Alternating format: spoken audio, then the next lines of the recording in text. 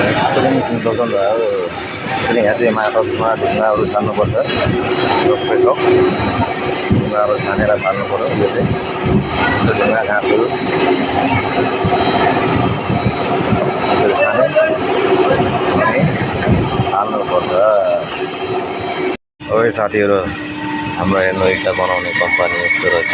यहाँबाट यो गरेर यो बेल्टबाट गएर त्यो बेल्टबाट तल्लो लाइनको उत्तर बेल्ट यसरी चल्ने रहेछ है। यसरी बनाइन्छ।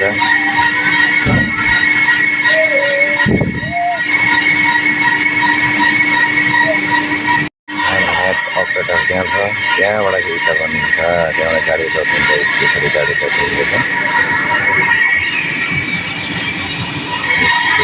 गाडी रोकिन्छ यहाँबाट चाहिँ अपरेटर हो। यहाँबाट चाहिँ गएर माटो यहाँबाट जाँदै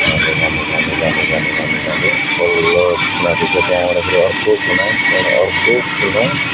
यहाँबाट त्यहाँ लगाएर सिम्पल इँटाको सिम्पलहरू सबै चिजबाट दिन्छ। अपरेटरले बनाएको गाडी रोकिन्छ।